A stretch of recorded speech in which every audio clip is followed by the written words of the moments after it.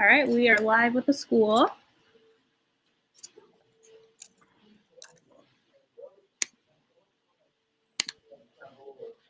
I'm just going to send out the link to a few of the teachers so they can join, and then we'll get started.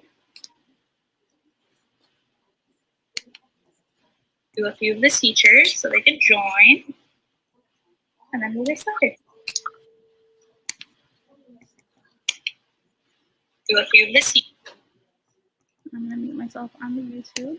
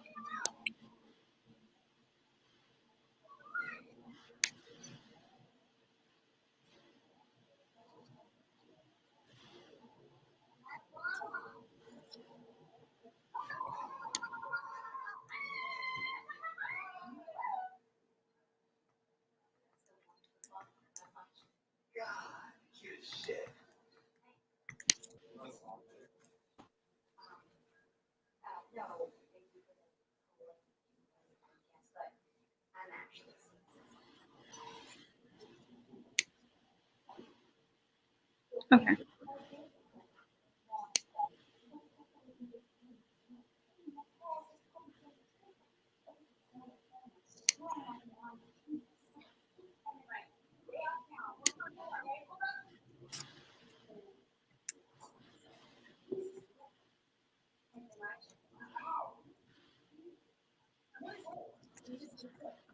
Jeremiah, do you know if you go live on YouTube, does it save? Does the file save on the YouTube? And then does it is it public for people to see, or you have to?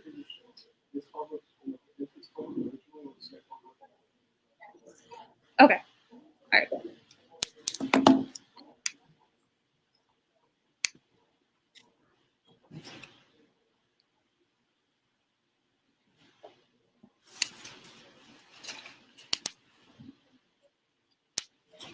All right, we have one viewer. Oh, never mind. We have 0 viewers. Much better. Oh, 2 people are watching. Ooh. All right. So I guess we can get started. All right. So, Sana, do you want to tell us a little bit about yourself? Sure. Okay, so my name is Sanad, or Sanad. I grew up in the south side suburbs of Chicago. I was born and raised here. My family grew up in Chicago, but we moved later on. I went to school in the city. I went to Roosevelt University, which is a social justice school.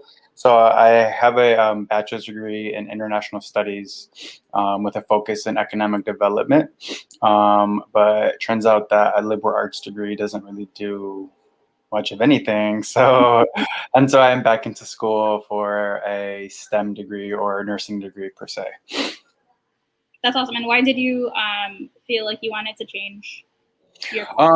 So I graduated college in 2015, and I have been working since then. And I'm currently working in the freight industry, which is pretty interesting per se. Like in the back end of things, kind of to see how trade and transportation and macro and microeconomics work. You can see all the transportation of goods and services. However, the formalities and the day-to-day functions of the job is just not really like, there's no, with a liberal arts degree, there is no like specialized track or career. And I got tired of working for like a profit and like not really doing anything to like help people. personally, because that's just what my interests are.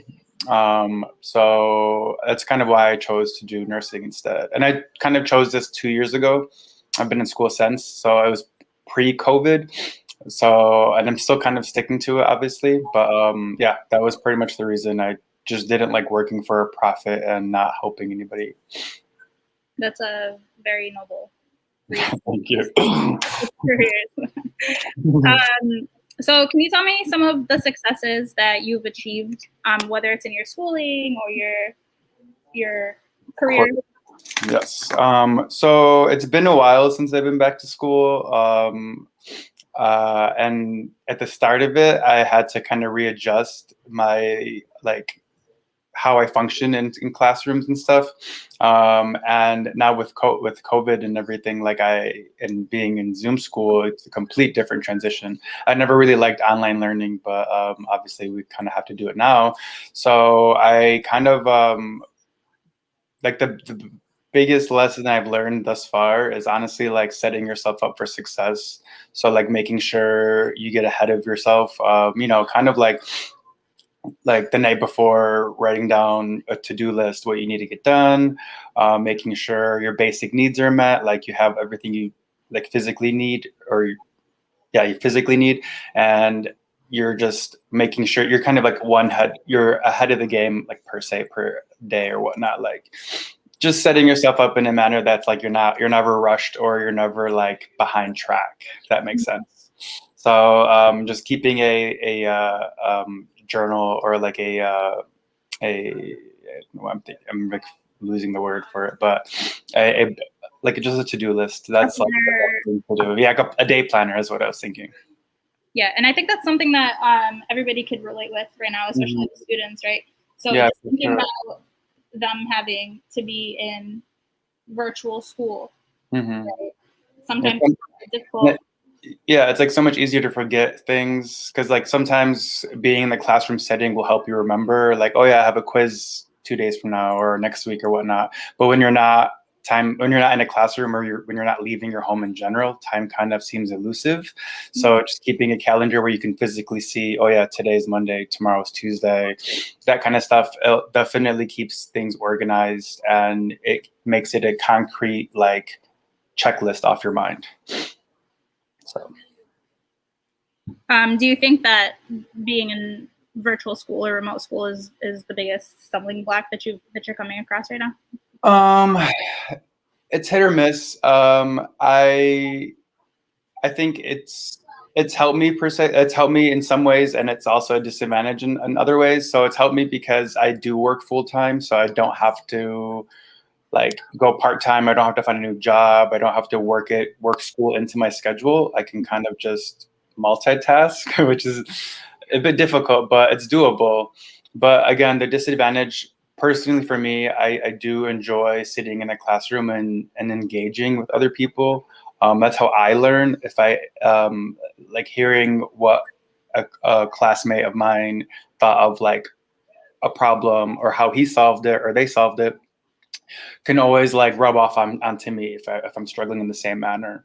And plus, like speaking about like ideas and new information amongst a group helps kind of your brain like respond better. It gets like the synapses in your brain firing and the brain activity going, and that's kind of helps you make these concrete connections to like learning material to your everyday life type stuff. So that's what I've been struggling with, but I try my best to like navigate it through looking at like YouTube videos or kind of straying away from like what professors have been giving me, because it's just kind of like it's like straight up from a book. Right. So trying to make it a little bit more interactive. That way it helps retain that information and keep and at least be able to explain it in full detail. Right. I think that's also very relatable to the students. So for the people that just logged in with us, can you take us through what a normal day looks like for you? Yes.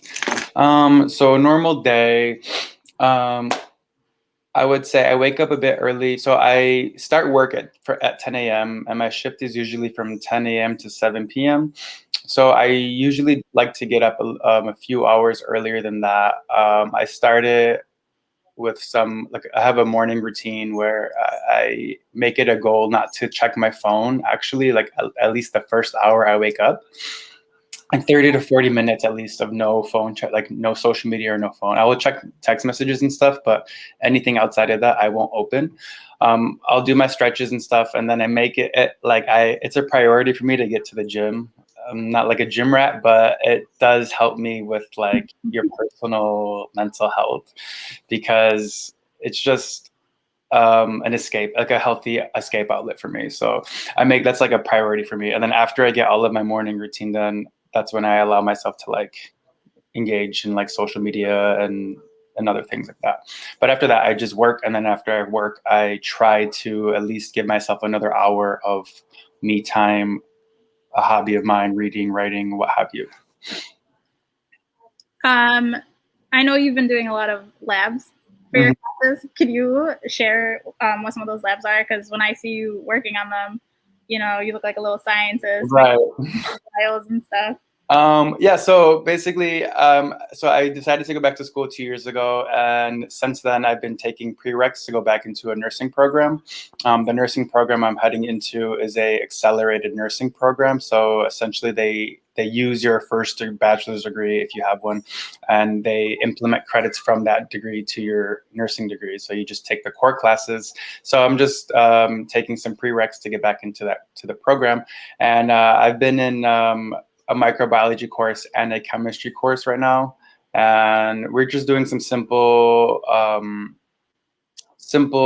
experiments at home to kind of help keep us interactive or like interested in the material, because obviously outside of that we won't be able to like really actually engage with the material. But it's been really cool. I just recently did separations of mixtures and salads. So basically we dumped a bunch of salads together, different types of matter, and we try to separate them through different modes of separation. So distillation, so like sugar water, you distill the water, separate the sugar, salt water, and then like using iron shavings and trying to get out other material from iron shavings using a magnet and stuff. So some small little experiments like that at the house to kind of help us understand basic elements of science, I guess. But yeah, that's awesome. Yeah, if I had more time, I would have prepared a better experiment. But yeah, it's been fun. And then my last question to you before we open it up for Q&A from everybody else is: can you tell us how the engineering habits of mind play a role in whether it's your everyday life, your schooling, your job? And when I say engineering habits of mind, I mean like how do you collaborate with other people? How do you communicate? Does optimism play a big role in it? Creativity? Yeah, definitely. Well, I mean, once you're in the real world and working with your degree and whatnot, you don't really have you're on your own per se, so you don't really have like a net of safety or safety net whatnot. But so like it comes time, there's a lot of times too where like you kind of need assistance from peers. And so like when it comes to collaborating, like if I ever come to a conflict that I'm stuck in, whether it's a personal one or related to my work or school, I've always related to this saying that goes like, closed mouths don't get fed. So like whenever I have an issue or I'm stuck on something, like if I don't effectively speak my feelings on it, like if I don't ask for help, then I'm always going to be struggling in that sense. So collaborating is a big one. Like just being able to say, hey, I need help with this. Hey, I'm stuck was like a huge like turning point in my life, because I always felt like I needed to have the answers myself. Mm-hmm. But being able to ask my peers or ask anybody like a mentor even, hey, I don't know what I'm doing, is like a really great learning lesson, like for all aspects really. So that kind of has helped me out a whole lot.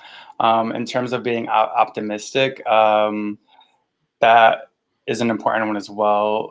Being able to shake off a bad day and not affect your future goals, or streamline your progress in terms of reaching your goals, is a big one, especially nowadays where like there's just, or it seems like the world is just completely chaotic.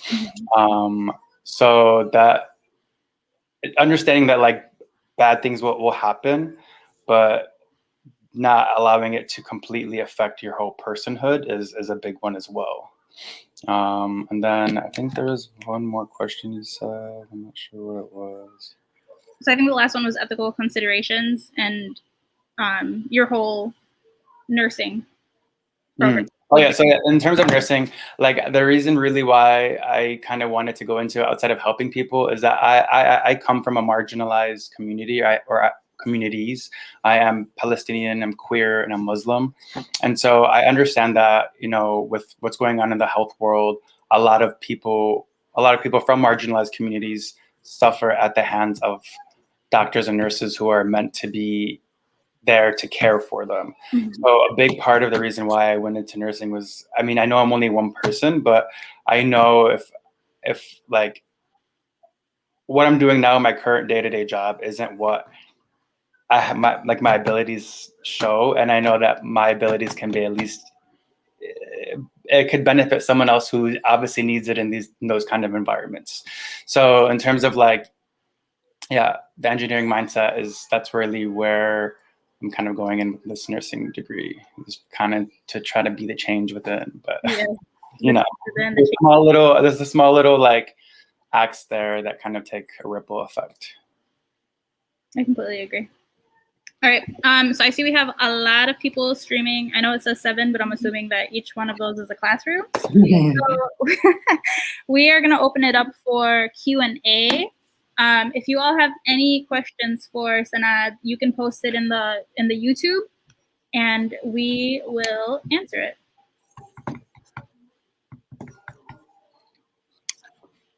We'll give you a few minutes to think of some fantastic questions.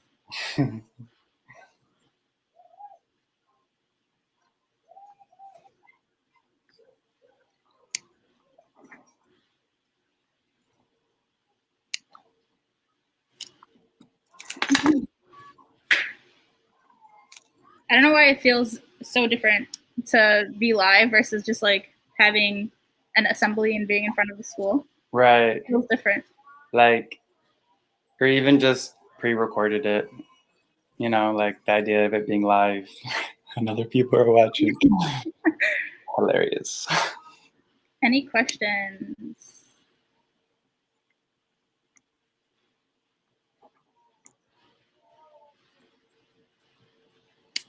All right, we'll keep it open for one more minute, and if we don't get any questions, then we will end it out.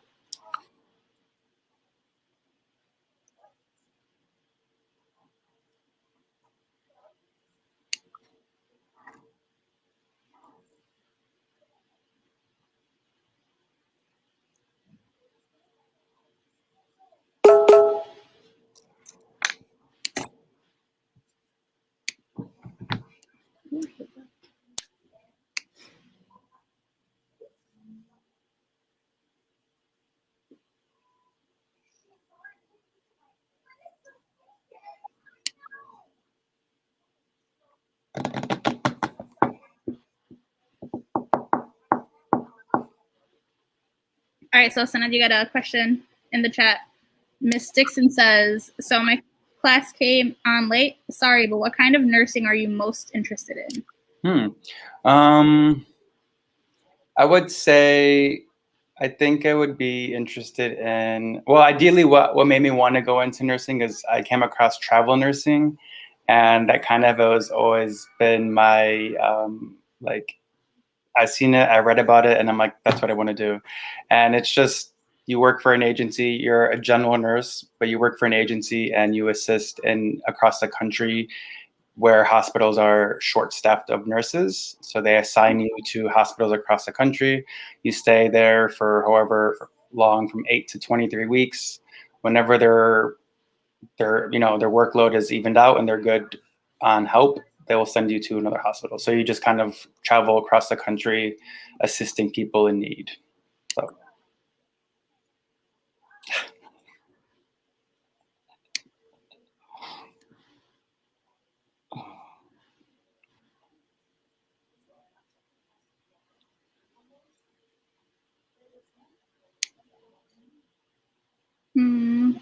All right, so if you all have questions,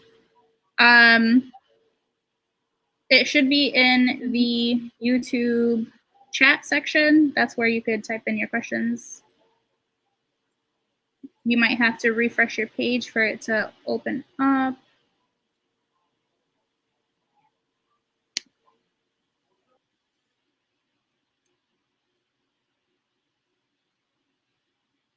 Whoop.